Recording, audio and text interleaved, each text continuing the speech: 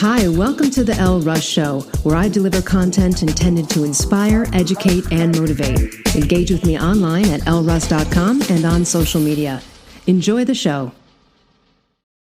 Today, my guest is one of my favorite authors and speakers on the topic of intention, Lynne McTaggart. She's an award-winning journalist and the author of 7 books, including the worldwide international bestsellers, The Power of 8, The Field, The Intention Experiment, and The Bond, all considered seminal books of the new science and now translated into some 30 languages. Lynne is consistently voted one of the world's top 100 spiritual leaders for her groundbreaking work with consciousness and the power of intention. This episode is not to be missed. There's also lots to grab in the show notes. Lynne offers an incredible courses and classes on her website, lynnmctaggart.com, but she starts her year-long Intention Masterclass, February of 2022. It's actually something I'm going to sign up for and jump in, and the links are in the show notes to grab that, or you can go to lynnmctaggart.com, pull down the course menu, and tap Intention Masterclass. As well, in the show notes, I put a link to a previous episode I did with Lynne, all about her book, The Power of 8, on the now discontinued Primal Blueprint podcast, and that link to that episode is also in the show notes. Enjoy the show. Hi, Lynne. Welcome back. So nice to be able to speak with you again. How are you? I am great, Elle. It's great to be with you. Thank you. So for everyone listening, if you'd like a little bit more of Lynne, episode number 190 on the Primal Blueprint podcast is when I first interviewed her, and I will put the link to that initial episode talking about the Power of 8 book in the show notes. I'm going to say that most of my audience probably understands a little bit about intention. But I would like to ask you, you have done so much incredible work and you have incredible evidence from the group work that you've been doing. But what to you is the most compelling scientific evidence you've come across, other than maybe the evidence in your own work through people, an experiment, or something that really makes you a believer or that you found ultra fascinating in all of your years researching this? Well, probably the most mind-boggling research has to do with the Princeton pair research. That's Princeton Engineering Anomalies research program that was run at Princeton University by the late Robert John, the former Dean of Engineering, and Dr. Brenda Dunn. And the two of them created 25 years of studies of seeing how human intention can affect highly sensitive machines that are essentially the 21st century version of a toss of a coin. And they did hundreds of thousands of these studies showing that when people did an intention to these machines to get them to flip, let's say, heads or tails, they would get more heads than tails, or more tails than heads, depending on the person's intention. So that was impressive. But the other thing that was really impressive, and the thing that still boggles my mind, is the studies they did on time and remote viewing. So they created a program whereby they would have a pair of people who didn't necessarily know each other. One would be the remote viewer who would stay in the laboratory, and the other person would be sent somewhere, anywhere, random place, based on a description of where they should go that was in an envelope that they would randomly choose. Now, what would happen is that location would be either around the corner or thousands of miles away or anything in between.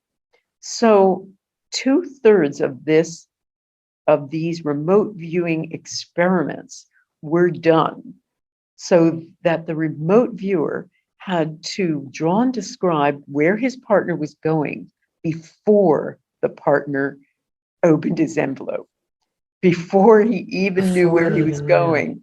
And they were accurate. They were even more accurate than the regular remote viewing program experiments. Can you quickly define remote viewing for people? Because I remember the talk of this in your book, The Intention Experiment, which is one of my favorites. But if you could just clarify what remote viewing is. Sure. It is being able to see beyond your senses. So typically remote viewers will be told to draw and describe what is happening at, let's say, a set of map coordinates. So they'll just be given longitude and latitude, and they'll have to draw and describe what's going on there, or what that location is, or whatever.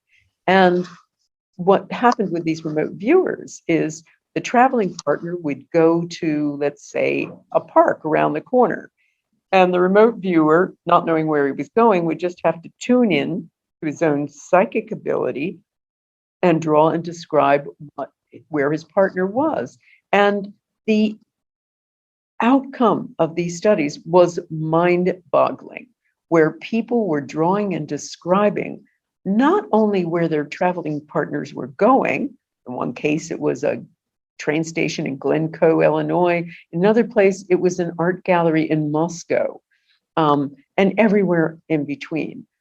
But not only would they get that right, but if their partner was sidetracked, like in one instance, a person went to visit his friend on the way to his target site, and was playing with those puppies that his friend's dog just had, and decided to take one home. So, and the remote viewer picked up all of this. So this information, all of these studies, gave me two ideas. One is the power we have.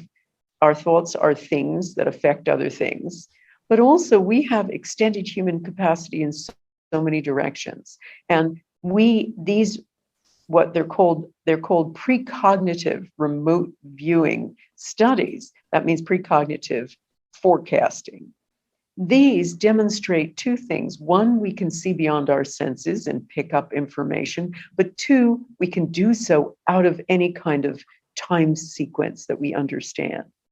So what I'm fascinated by with all of these things is the kind of psychic internet that we create between people, so that we can pick up information at any distance. And I've seen that with my own intention experiments too. I've seen that we can have an effect even though we're in Sydney, Australia, we can have an effect on seeds sitting in a lab in Tucson, Arizona. So we have enormous capacity. And that, of course, is the work I try to do with my courses, with my studies, with my writing. Yeah, let me ask you this about intention. Some people always factor this in. They say, hey, faith and belief, right? Believing it's already here, feeling the feelings of, already putting yourself as if the end results is already manifested. I guess I would ask you, or some people might be, I can imagine this for the devil's advocate point, which someone's saying, well, how long do I have to be in that tension? For example, is it enough, Lynne, that someone just, let's say, spends 1 minute, full faith, full intention, feeling and putting forth all of those elements around setting an intention? Or is this something that needs to be repetitive energy? Is this a daily practice of that intention until it arrives? Or would that be seen as sort of resistance and not having faith? I hope this makes sense when I'm asking. Totally, Elle. Yeah, what practices get the best outcomes? Okay, well, number one, the best outcome is just 10 minutes. I mean, we started out when we were doing the intention experiment. I wondered how long my audience should hold this intention. And the first one we did was with an audience in London, an audience of about 600. And I didn't know how long we should hold this. So I talked to the scientist I was working with, Dr. Gary Schwartz, and we both decided that for people to hold on to an intention, if they hadn't done it before, they probably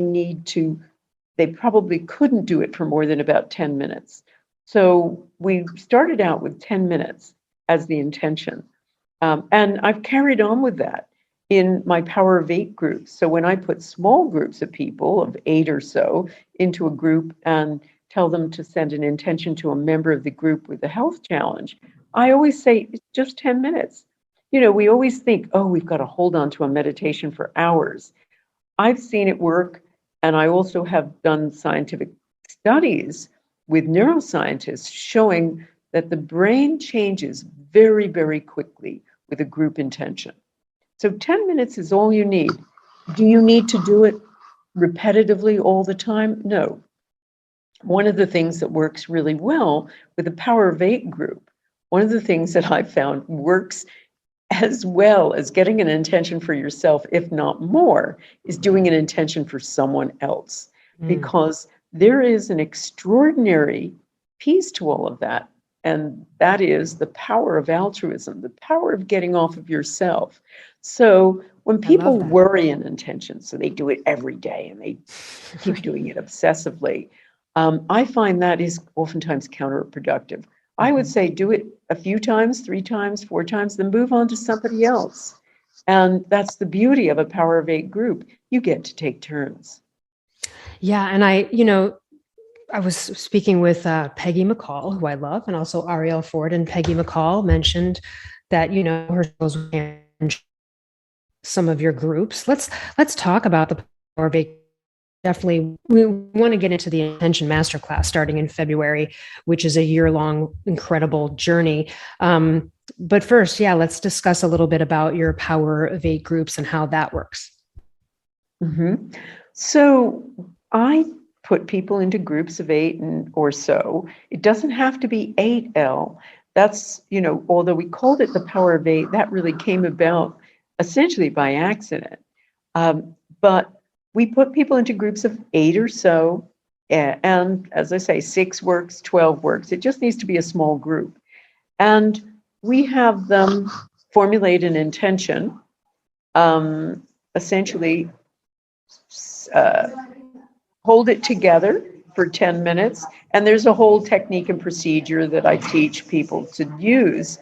And then let it go after 10 minutes, essentially. And the recipient just opens up their hearts to receive.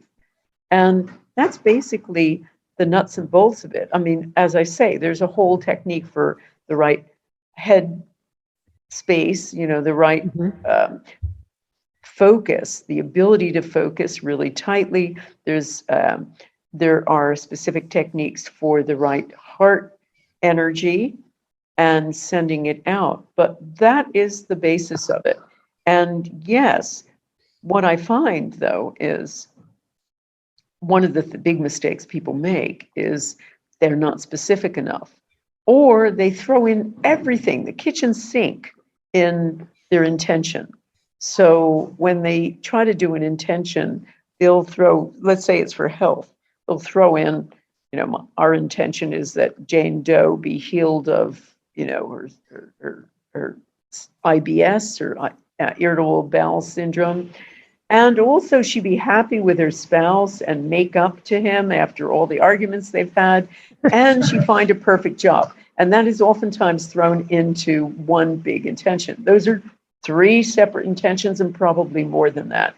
So we try to get people to focus and do one thing at a time, and also learn exactly how to word things to make it really focused.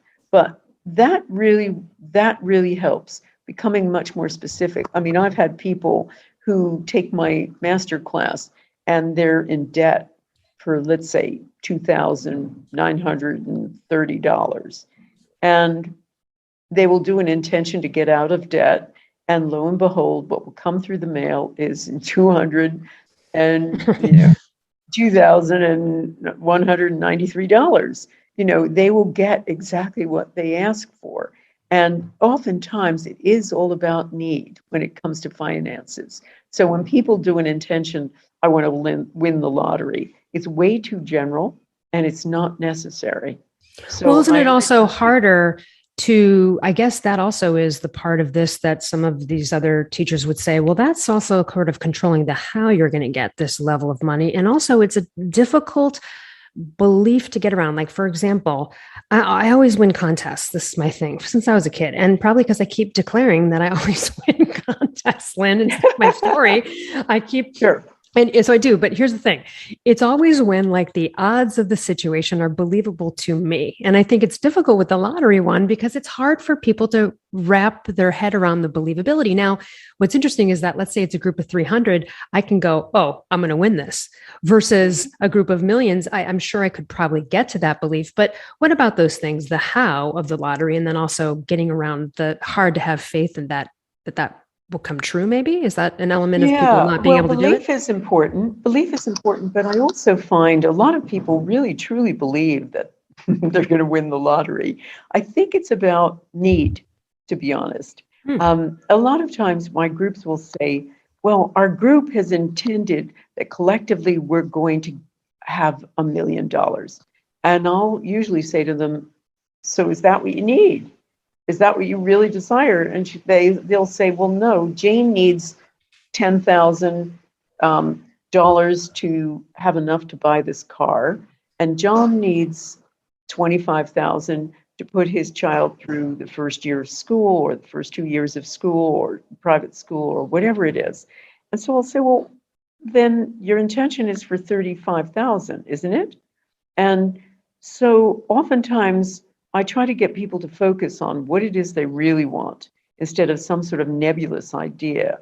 But belief certainly comes into it, Elle. I mean, if people don't believe, that has to be an important element, but it's not fully necessary. I've had people in audiences of mine when I've put people in Power of Eight groups, and they will say, oh, I don't believe this, I'm skeptical. I had this one woman, Faith, her name was, ironically, and she was in the audience when I gave a talk at Mile High Church a few years ago. And she didn't believe any of this. And we put people in groups of 8 or so. And afterwards, she had to admit, she said, I was skeptical of the whole thing, and my back isn't hurting anymore. She had bad back issues. So it works even if you don't believe. On the how, I know a lot of spiritual teachers will say, don't use the how. Well, sometimes it is okay as part of that specific element. So I never make a blanket rule about not including the how, but sometimes the how can surprise you, and it's always interesting. And so you have to be open for your intention to come true in a more interesting way than you expected. So I'll give you a perfect example. My daughter, Caitlin, my eldest daughter, who's now 32, back when she was applying for university, there was only one place she wanted to go to, called Durham University here. And in the UK, where I live, there's Oxford, Cambridge, and Durham. Durham's about number 3 on the league tables, and also Imperial College London, I guess, for sciences. So she was aiming really high, and she applied for some humanities course and didn't get in, and was devastated because it was the only place she wanted to go to. So she applied to some other very good universities, got in. But UK, it's a nasty system whereby you have to take a 2-year, it's almost like pre-college A levels. You have to do 2 years of intense work on 4, then 3 subjects. And you take tests on it. The tests you only get the result back at the end of the summer, and you're meant to go to university in September. And the results determine whether or not you actually get into that university. So you only get conditional places. They'll say, yeah, we'll take you, but you need 2 A's and a B on all of your tests. So August rolls around. Caitlin narrowly misses the second A she was supposed to have. And so she doesn't get into any of the universities she applies. Now, over here, you have a system called clearing. So if you don't get into the university of your choice, you go onto this big computer system and you look at what's left. And you can choose, and it's first come, first served, depending on whether you've got the grades. So she starts flipping through all of it. And she had initially wanted to take a course in psychology, but didn't think she had enough sciences. So she went for English. She was going to study English. When we went through the whole batch of them, she couldn't find any good universities that still had English courses. So she was ready to give up, but she still wanted to go to uni that year. And so I said, well, I don't know, look at psychology, and she had ruled that out, as I said, because she didn't have any sciences at A level. So she looks and looks, and there are 2 courses left at Durham University for applied psychology.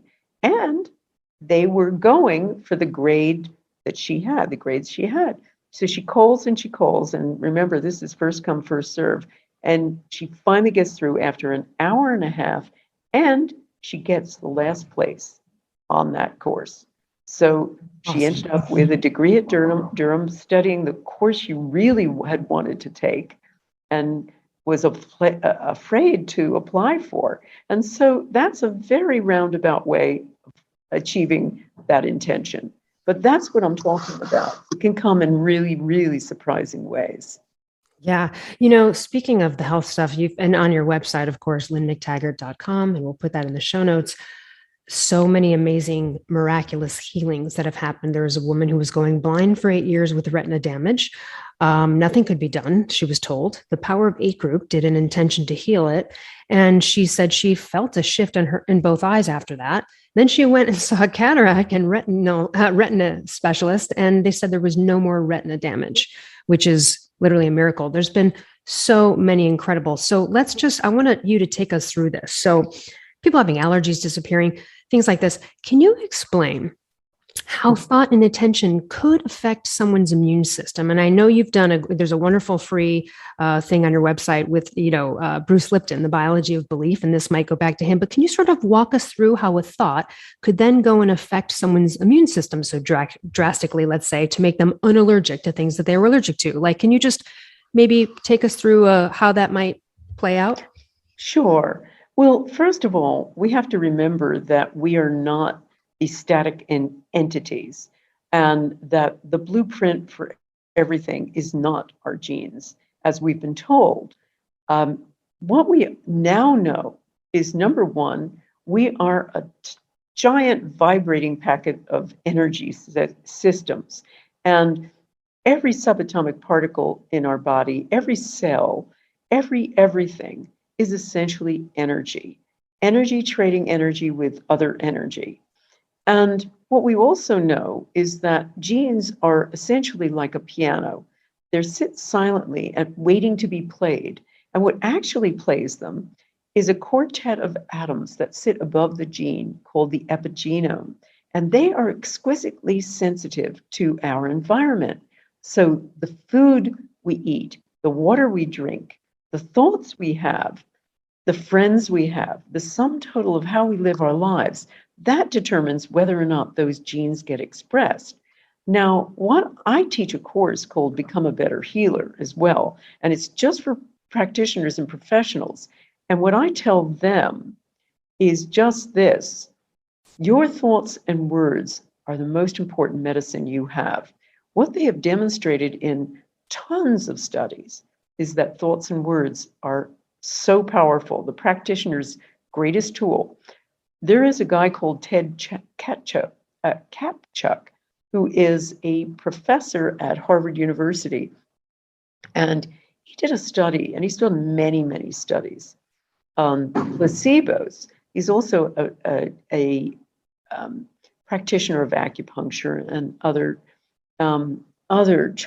traditional Chinese medicine modalities. So he took 2 groups of patients with carpal tunnel syndrome, so pain in their arms, repetitive strain injury. And he put them into 2 groups. One group got medicine, and the other group got acupuncture. And afterward, he found that about a third of the patients had side effects so severe from both groups, they had to take to their beds. But the majority of the people got better from either group.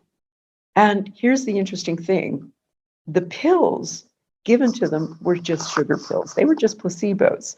The acupuncture given to them was just sham acupuncture. It was just a placebo. And so whatever their beliefs were, if they believed they were going to react badly to this medicine, they did. If they believed they were going to be healed by this medicine, they were. So thoughts and words, the most important thing. And we see it with studies of doctors too, and practitioners. If the practitioner is positive and enthusiastic and says, "Oh, don't worry, you're going to get better," the patient does. If the doctor says, "Well, I don't know how much we can do for you," the patient doesn't get better in the majority of cases. So it is about thoughts are another one of those epigenetic factors that can create a whole cascade of healing. And everything in our body, that whole immune system,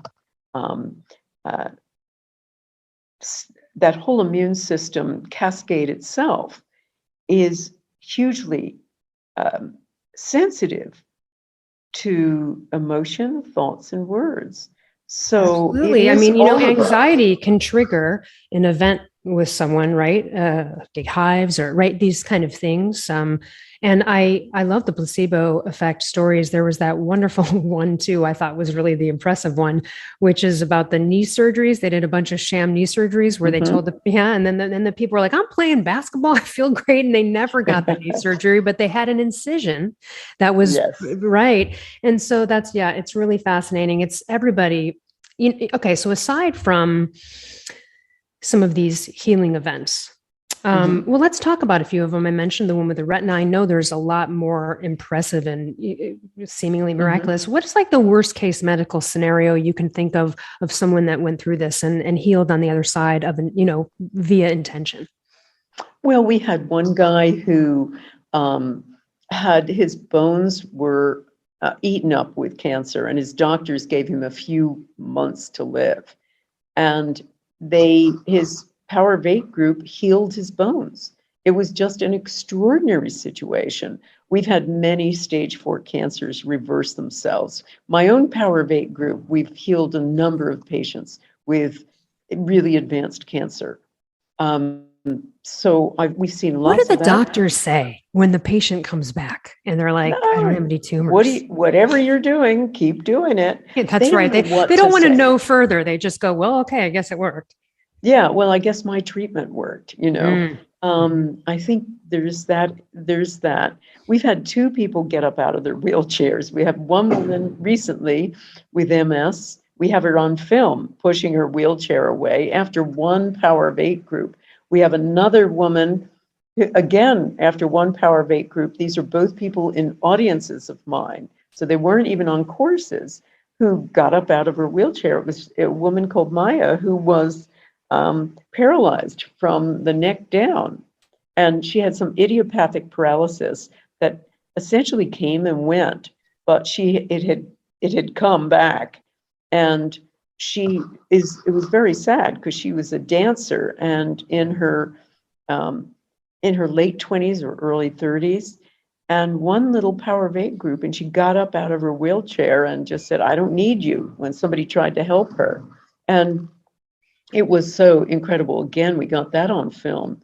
I also find it amazing with my master class that it's not just the recipients that get healed, but the senders over and over and over again, the people who are stuck on an issue. And we're not just talking about health changes. We're also talking about healing relationships, healing finances, creating new jobs, I'd love to hear some of those stories. What are some of the non-health healing stories? We'd love to hear a few of those, whether it was someone manifesting a relationship, a job, or a couple of the things that you mentioned. Sure. One of my favorite relationship stories has to do with Joy. Now, Joy asked her Power of 8 group to intend for her to open up her heart to love. And that's the words she used. And out of the blue, she gets a call in a few weeks after that from a boyfriend she had last seen 35 years ago. I mean, this was an old boyfriend of hers. They started connecting again, and she's head over heels in love. And she lives in Australia, and they were communicating during lockdown. He was in the UK. And then he ultimately, when air flying opened up again, when he was able to fly again, he flew over to Australia. They've moved in together. They're just fantastic. So we've heard about that. Then we've also had many people. We've had a woman who had a really bad relationship with one of her daughters, and that got healed through her Power of 8 group. We've had people who were really, really wanting to change their jobs. I think of Andy, Spiros, who was desperate for a new job and just couldn't find anything. And she was a really talented marketing person and also a good coach. And she really needed the work. She had 2 young children to support as a single mom. She was going through a divorce. And so she wasn't going anywhere. So I finally said, Andy, just get off of yourself and start intending for someone else in your group who needs it more. And she actually started intending for a young boy who had tried to commit suicide, for him to heal. And he had hurt himself badly. He had broken every bone in his body, jumping off a high structure. And out of the blue, after she started focusing on somebody else, out of the blue, she gets a call from someone offering her essentially her dream job, somebody she didn't even know. So this is the kind of thing that I find often happens too with people who get off of themselves. That's the really powerful element of this. We've had and I love that on your website you have intentions of the week where you can go and look at like how to send an intention to someone that might be wanting, suffering or something else. And so I love that you have that available because anybody can just go on your website and go, let me put some intention towards someone. Absolutely. Every Sunday we have 3 intentions of the week. So people write in all the time asking for healing for a relative. And it's always in this case, it's a health challenge. And it's usually people with some sort of serious illness.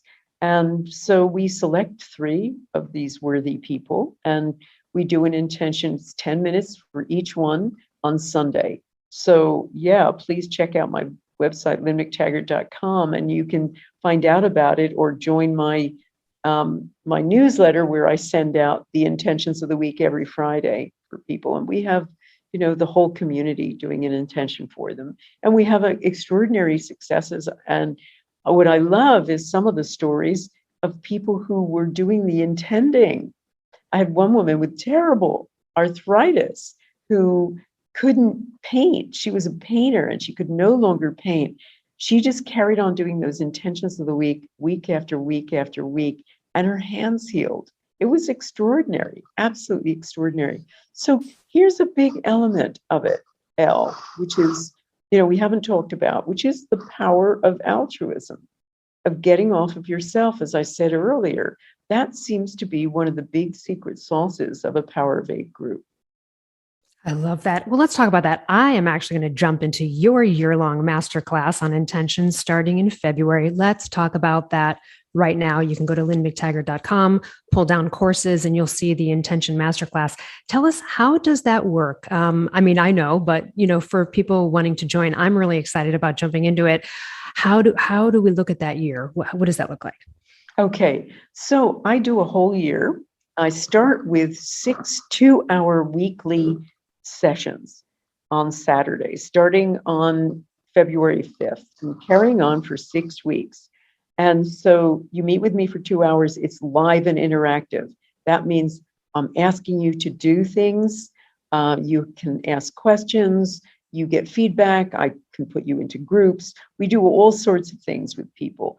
And we go through the real rudimentaries of intention. I put you into intention boot camp, as I like to put it. There are 13 keys to intention mastery. I teach you how to use intention to become more psychic of other people's intentions. I teach you how to use intention for relationships, even with people who disagree with everything you stand for. Very necessary these days where people are so polarized. I teach you how to deal with negative intention, your own and everyone else's, how to heal self-sabotage, and then all of the rudimentaries of a Power of 8 group. Then the next step is our team puts you into a Power of 8 group. We assign you one in your time zone under a group that intends to meet on your preferred day. So we get you a hand-picked Power of 8 group to work with you. And then our recommendation is for the group to meet every week for an hour at whatever suggested time it is. And that's where the real miracles occur. Now, following on from that, I have monthly intention clinics. So I'm going to assign you all kinds of little challenges to do with your group that really hone your skills that you've learned in the first 6 weeks. And I will continue to throw out challenges in our intention clinic. I work with people. I help you if you're struggling in an area. I help the whole group if they're struggling in an area. So we continue to meet once a month for an hour during the rest of the entire year. So the real miracles occur with those people who show up and show up with their group. So we found, when I started studying what happened in master classes, I found that among those who continue to meet week after week and are really diligent about it, pretty much 100% experience some sort of incredible life change. So that sounds like an extraordinary promise, but it's true. Where I find people don't progress is when they don't put in the time. And the real time is in the group. Right. I'm so excited about this. This is so great, and how wonderful to have a whole year to look forward to of this, getting into these good vibrations, and also that, like you said, the altruistic intending for people that you don't know, right? What a new and exciting sort of thing to do. I'm so excited to jump into it. And then also you have lots of free things on your website as well. What else should we look for in terms of like what's available on your website? You've got that great webinar with Greg Braden and Bruce Lipton, I think. Yeah, we have many webinars coming up and podcasts too. Well, first of all, and I also wanted to mention that this group, when you do have a Power of 8 group, it becomes your intention family. And I think that one of the great things about it is during this time of COVID, where we haven't been able to see all our loved ones as much as we wanted, where we can't meet with our friends, where it's difficult to travel, this group becomes essentially this altar family. And as I say, they become your tribe. And over again, I hear that these people have become friends for life. I have people who were in a masterclass of mine 5 years ago who are still meeting, 6 years ago who are still meeting. Now, on my website, I have loads of things, so you don't have to take a course with me to learn all kinds of ways to use intention. I have a Power of 8 handbook of just the rudimentaries of how to run a group that is available with some other free giveaways when you sign up for my newsletter. I have a podcast I do twice a month. I have a blog I do every week. Well, I want to jump in and talk about your podcast because I was featured in Podcasting Magazine recently, and I sent it to your people, but they asked me what podcasts I listen to, and they asked me to name 3, and one of them is yours. I was so happy that you decided to do that. So it's called Living the New Science with Lynne McTaggart. Everybody follow that podcast on Apple ASAP. Wonderful. Thank you so much. Thank you. Yeah, so I try to talk about all kinds of areas of the new science and helping people to adopt it and bring it into their lives. Then I do a blog every Friday. I'm going to be starting tools for a new world shortly, where I'm just giving people new tools. So we all know we're in crisis right now and on so many fronts. So we need new tools based on the new science to navigate through these tough times. So I'll be doing that. I have a bunch of upcoming free conversations. You can sign up for them, or you can listen to them on Facebook, where we'll be doing, I had one with Bruce Lipton just a week or so ago. And I've got an upcoming one with Greg Braden, with Sue Morter, Dr. Sue Morter, with Lee Carroll, who channels Cryon, and with Dr. Joe Dispenza coming up. So those are all coming up in the next 2 months. One last question for you before we go here. So what about the people that are like, hey, Lynn, what about the things that I haven't been able to create through intention? Is there room open for a divine or higher co-creation in those situations? Or do you believe you can manifest anything you want? I mean, short of growing a new arm or something that completely defies biology, but Or would you, because some people would say, oh, you're just not a vibrational match to it yet. And then that's on you. And then some people would say, well, there's this co-creative thing, and maybe that isn't the right thing, and you don't see that yet. Hope that makes sense, is sort of what I'm asking there. Sure. I mean, there's always a co-creative element to this. I always say about people, you're not the water, you're just the hose. You're the conduit. There is a divine hand in all of this. And that depends on what you define as divine, whether you believe in God, whether you believe in spirit, whether you believe in the field, in the all-in-one, whatever it is, there is something beyond you clearly in intention work. I always say I can explain about 80% of what happens in Power of Eight groups. Right. There's the altruism piece. There is the extraordinary effect of the group. There is intention itself, of course. And then there's a little bit of magic in this. And so what I do see is that somehow when we come together in a small group, and we've proved this, as I say, with brain studies, with a team of neuroscientists, that when people, even novices, because those were the people in our studies, they were just a bunch of students who'd never done this before. When they come together in a group, something happens. They became very quickly a hyper mind. They also got into a state, not like meditation, beyond meditation, something much closer to a Sufi master or a Buddhist monk during ecstatic prayer. People enter into a state of ecstatic oneness very quickly in a Power of Eight group. And particularly if you've been working together, it's even more powerful if you've been working together over and over again, as we do in our master class.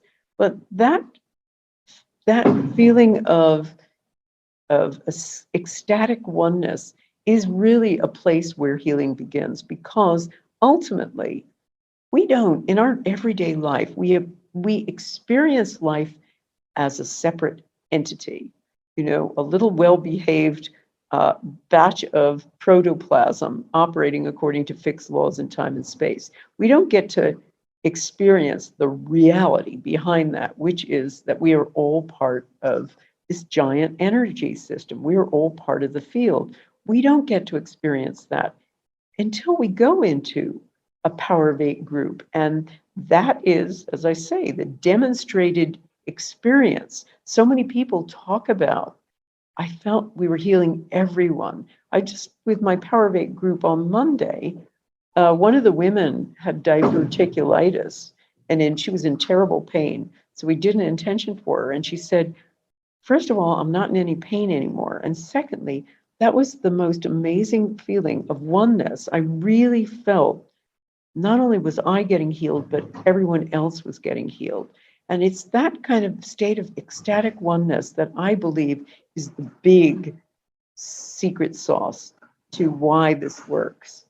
You step out of your state of separation and you actually experience for yourself what it means for us to be in the field. Because we're always in the field, we just don't experience it. So right, it's almost like you're stepping into the field almost intentionally with this kind of Power of Eight versus sort of lingering out here. Absolutely. We're always in the field. People always say, well, this gets you into the field. You're always in the field. That's what your subatomic particles are doing. They're doing a little dance with everybody else's, and everything else is subatomic particles. But we don't experience life that way. We experience life as being separate. And there's all kinds of reasons for that, not the least of which is our definition of ourselves, our definition according to a very outdated scientific model that we are separate, well-behaved objects operating according to these fixed laws in time and space. So we have defined ourselves as that.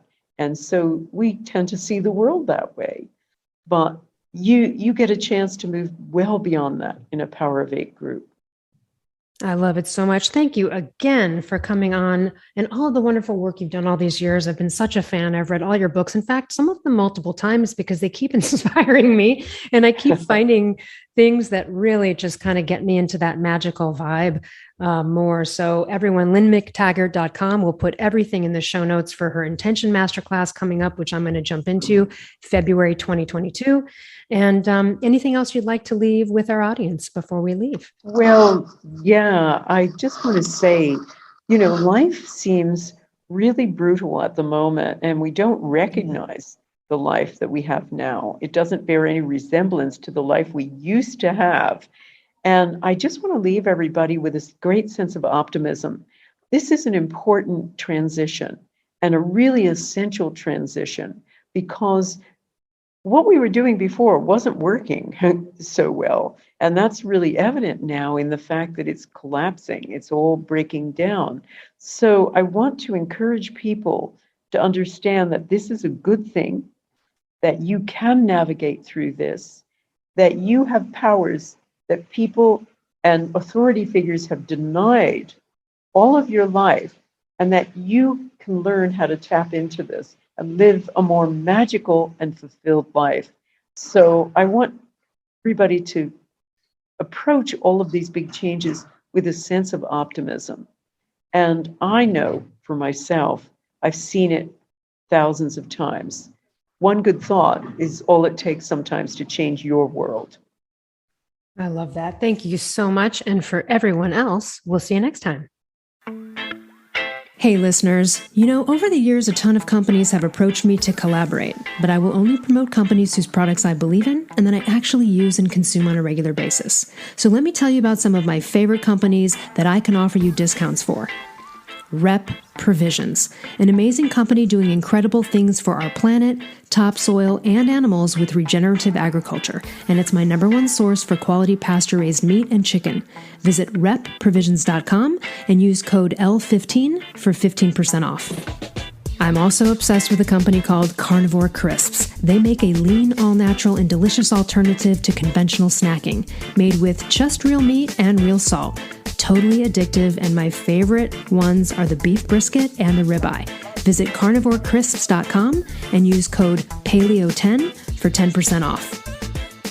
I also love and regularly use Paleo Valley products. They make amazing supplements and delicious paleo products. I use the superfood greens powder, grass-fed beef sticks, the organ complex, and their bone broth bars. I love the lemon and apple. I also use their essential C complex and more. Visit paleovalley.com/promos/Elle Russ for 15% off. I also love Primal Kitchen. They make delicious paleo-approved, gluten-free, grain-free, soy-free, and no refined sugar products, and I use them daily, from their collagen powders and sauces and marinades to their avocado and olive oil. So good, so healthy. Visit primalkitchen.com and use code L10 for 10% off. I also love paleo powder and use it almost on everything I cook. They make incredible seasoning blends, and they also have these incredible grain-free coatings that feel just like crispy breadings that you would have had prior to knowing that there's another way. So visit paleopowder.com and use code L15 for 15% off.